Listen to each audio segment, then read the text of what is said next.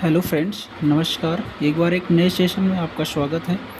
आज के इस सेशन में हम दो चीज़ सीखने वाले हैं। एक तो tan 15 अंश का मान निकालना सीखेंगे और एक card 15 अंश का मान निकालना सीखेंगे। इसके अलावा कुछ मेरे पास और महत्वपूर्ण बिंदु हैं। इन दो मानों से आप कई मान निकाल सकते हो, तो इस वीडियो को ज़रूर देखिए, काफ़ी ज़्यादा हेल्पफुल मिलने वाली है। तो सबसे पहले हम चलते हैं tan 15 अंश के पास। ठीक है, तो हमें निकालना है tan 15 अंश। ठीक है, अब tan 15 अंश लिखने के लिए सबसे पहले हमें क्या करना है, tan 15 अंश को हमें बनाना है tan a माइनस बी के फॉर्म में, क्योंकि डायरेक्ट इसकी वैल्यू हम नहीं निकाल सकते। तो यहाँ पे हम लिखेंगे 45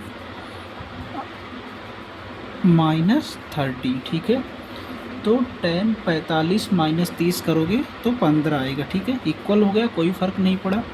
इसको हमने इसलिए बनाया क्योंकि इसे tan a माइनस बी के फॉर्म में बना लें, जिससे हमें tan a माइनस बी का सूत्र भी पता है।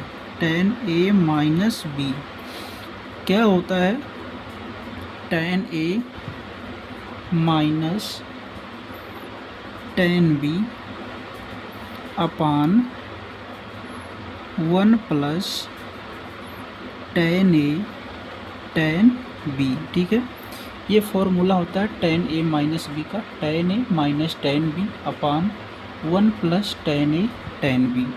अब इसी फॉर्मूले पे हम इसको रख देते हैं, तो ये हो जाएगा tan 45 माइनस 30। ठीक है, अब इसी के हिसाब से इसको भी हमें विस्तार कर देना है। तो tan a की जगह पे 45, tan b की जगह पे 30।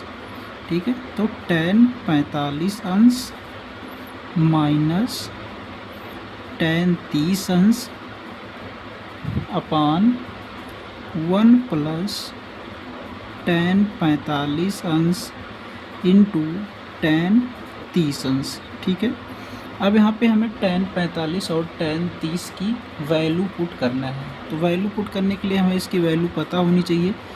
tan 45 अंश का मान होता है यहाँ पे 1 होता है। ठीक है, tan 45 अंश का मान 1 होता है माइनस tan 30 अंश। अब मान लो किसी को tan 30 अंश का मान ना याद हो, जैसे sin 30 और cos 30 का मान हमें याद होता है, तो कैसे निकालते हैं देखो। यहाँ पे tan 30 अंश को लिखेंगे sin 30, ठीक है, अपान cos 30। तो sin 30 अंश का मान होता है 1/2 और cos 30 अंश का जो मान होता है वो होता है √3/2। ठीक है, तो यहाँ से 2 से 2 कट जाएगा, बटे जगह 1/√3। तो tan 30 अंश का मान हो जाएगा 1/√3। ठीक है, अब यहाँ पे tan 30 अंश का मान लिख देंगे 1/√3। यहाँ पे 1 प्लस tan 45 अंश का मान 1 होता है, 1 को मल्टीप्लाई tan 30 अंश का मान 1/√3। थोड़ा सा सिंप्लीफिकेशन पे करेंगे, √3 माइनस 1 यहाँ से अपान √3। ठीक है, और डिवाइड में हो जाएगा। एक बार इसको थोड़ा सा सही कर लेते हैं हम। यहाँ से हो जाएगा 1 प्लस 1 का मल्टीप्लाई भी 1 करें 1 हो जाएगा और √3 हो जाएगा। ठीक है, अब यहाँ से इसको थोड़ा सॉल्व कर लेंगे। ये इक्वल टू हो जाएगा √3 प्लस 1 अपान √3। ठीक है, इसी को हमने यहाँ पे लिख दिया। ये √3 से ये √3 कट जाएगा, बचेगा हमारा √3 माइनस 1 अपान √3 प्लस 1। वैसे तो ये tan 15 की वैल्यू आ गई है हमारी। ठीक है, लेकिन कभी भी आप इस फॉर्म में उत्तर नहीं मिलता है। अब इसको कैसे मिलता है हमें उत्तर, तो इसके कॉन्जुगेट, ऐसे इसको सॉल्व करने के लिए हर के कॉन्जुगेट से हम ऊपर नीचे मल्टीप्लाई कर देते हैं। कॉन्जुगेट का मतलब होता है यहाँ पे जो साइन होता है इसका विपरीत कर देते हैं, वही कॉन्जुगेट हो जाता है। ठीक है, जैसे यहाँ पे हमने √3 माइनस 1 और √3 माइनस 1 कर दिया।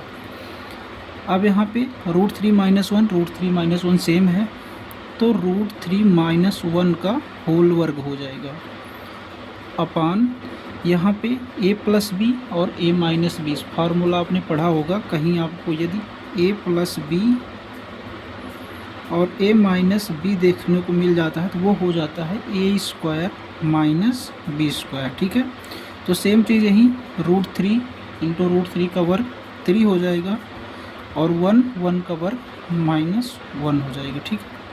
अब यहाँ पे एक फार्मूला बनता है आपका a माइनस बी का होल स्क्वायर। तो a माइनस बी का होल स्क्वायर आप जानते हैं क्या होता है, एक बार हम बता देते हैं। a square plus B square minus 2ab, ठीक है, ये होता है a माइनस बी का होल स्क्वायर। तो यहाँ पे √3 का वर्ग करेंगे, ठीक है, प्लस 1 का वर्ग और -2 इंटू 1 इंटू √3, ठीक है, ये हो गया हमारा। डिवाइड में आता है 3 - 1 हो जाएगा 2।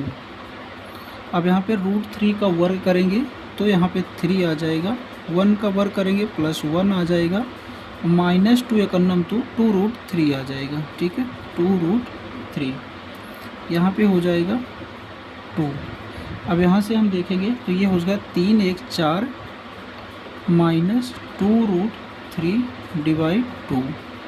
अब यहाँ पे थोड़ा सा और हम इसे कर लेते हैं, यहाँ पे 2 कॉमन ले लेते हैं तो यहाँ पे आ जाएगा हमारा 2 - √3 डिवाइड 2 और ये यहाँ 2 से 2 कट जाएगा तो आ जाएगा हमारा 2 - √3, ठीक है। तो हम लिख देंगे जो tan 15 अंश बराबर 2 - √3, ठीक है। तो ये हमारा tan 15 अंश की वैल्यू आ गई। अब इसी प्रकार से हम एक काट 15 अंश का मान निकालने के लिए बोले थे, तो काट 15 अंश का मान भी देख लेते हैं। देखो यहाँ पे हमने काट 15 अंश का मान निकालना है, तो काट 15 अंश सेम उसी तरीके से निकलेगा। इसके लिए भी हम इसको लिखेंगे काट 45 - 30 अंश, ठीक है, यहाँ हो गया। फिर इसके लिए हम काट a माइनस बी के फॉर्मूले पे चलेंगे, काट a माइनस बी, ठीक है। कॉट a माइनस बी बराबर क्या होता है, cot a cot b plus 1 upon cot b minus cot a, ठीक है। ये फॉर्मूला आपको याद होना चाहिए, cot a minus B, cot a cot b plus 1 upon cot b minus cot a, ठीक है।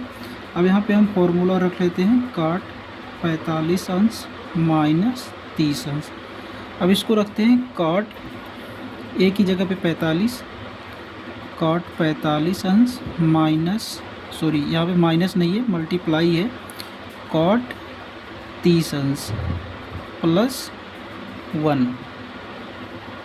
अब कॉट b की जगह ये है, ठीक है, 30, तो कॉट 30 अंश माइनस कॉट 45 अंश। अब यहाँ पे कॉट 45 अंश का मान हमें पता है कितना होता है, 1। कॉट 30 अंश, मान लो किसी को कॉट 30 अंश का मान ना पता हो तो वो सेम कर सकता है, जैसे यहाँ पे कर देते हैं हम एक बार कॉस 30 और साइन 30, बट साइन 30 और कॉस 30 नॉर्मली सबको याद होता है। कॉस 30 अंश का मान होता है √3/2, ठीक है, और उसके बाद में साइन 30 अंश का मान होता है 1/2। तो यहाँ पे क्या हो जाएगा, 2 से 2 कैंसिल हो जाएगा, √3 आ जाएगा। तो यहाँ पे मल्टीप्लाई √3 प्लस 1 अपान √3 माइनस 1, ठीक है। तो यहाँ से हो जाएगा √3 प्लस 1 अपान √3 माइनस 1, ठीक है।